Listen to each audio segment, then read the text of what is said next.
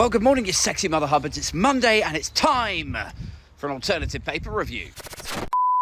First up to the Daily Mirror today. Oh, that's interesting. Normally we go straight into the right-wing rags, don't we? What's the Mirror talking about? Oh dear. Okay, yeah, let's get into it then. So look, normally I rip into the royals and indeed royal correspondence, royal coverage as something that I don't really care about or for.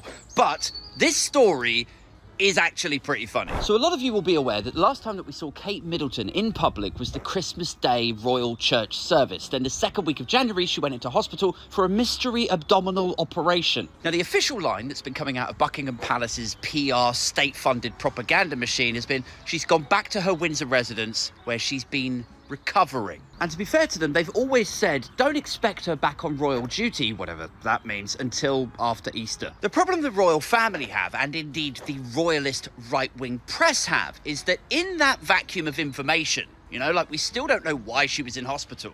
We don't know what that operation was for or about, right? And normally, Buckingham Palace PR, they would use any sort of health kind of thing. Like when she was pregnant and she had really, really bad morning sickness, it became the national conversation for a couple of weeks. How many women are affected by this? What does it say about modern healthcare? Is there any treatments that Kate got that we could also, Normally they would push them out front and say, this is a condition that Kate has, and now we should all talk about it, right? Well, in the vacuum of that information now ferments rumour and conspiracy theories. People's imaginations are just left to run riot because they haven't got an official explanation for why she went in there, or now why there's no pictures of her. For weeks, you had satirist artists like Cold War Steve putting images out where Kate is locked in a basement and then William is having dinner with his alleged mistress, a lady called Rose Hanbury. Or indeed, people like me suggesting Kate had just been out on the sesh for 12 weeks. So then after a week or two of this fever pitch speculation, Buckingham Palace finally begrudgingly agree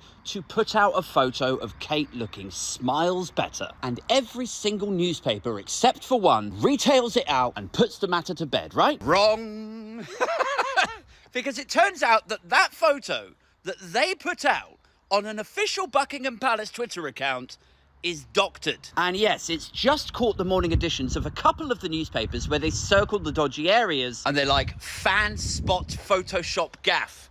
Like, it's just a little gaff. They were trying to airbrush it or something, and it's a little Photoshop gaff, and fans spotted it. I mean, I don't know about fans, guys. Fans, from what I could see yesterday, were like, yeah, see, there you go, look, she's fine. It was the critics like me who were like, that is a heavily edited image there. Now, if the goal of publishing that photo was to put the rumours and the conspiracy theories to bed, it could not have backfired more. Because remember, that photo is credited directly to Prince William. So Kensington Palace, Buckingham Palace PR, they are essentially saying he took that photo and then we put it out on the tweet.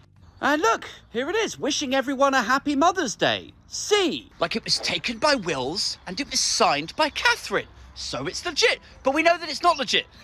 Because now these big news agencies like Reuters, the Associated Press, big international institutions who funnel out stories to their clients and partner news organisations, they have issued a kill notice. They're like, that photograph is heavily doctored, and we would not recommend anyone publish it because it's against... they're journalists, right? It's in their interest to publish what they perceive to be the truth. So, where are we at now? Let's just take stock for a minute.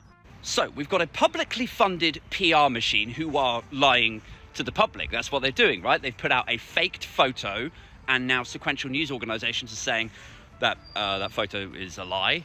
We've got a subservient, mostly right-wing royalist press who just take these photos from Buckingham Palace. They're like, oh, yeah, sure. Yeah, we'll put that on the front page. We've got an information black hole where the conspiracy theories are being allowed to explode because, whatever the real story is behind this, whether it is the collapse of William and Kate's marriage or whether Kate perhaps had some very sensitive cosmetic surgery that they didn't want getting out. If she wanted a butt transplant or a facelift or something, and it's taking a bit longer to recover from, but they can't be dealing with the tabloid frenzy around that. Whatever the real story is behind this, they have created themselves a Streisand effect of tabloid frenzy now. Like, even people like me who didn't really care much, like when the picture leaked out the other week, and it's like her in a Range Rover, blacked out, wearing sunnies. I was like, oh, whatever. Yeah, they found a picture of her. Great. What a scoop. But even now, people like me are like, what are you playing at? You're supposed to be the biggest state-funded PR machine in the world, and you've just greenlit a photoshopped or like AI-generated image? Really?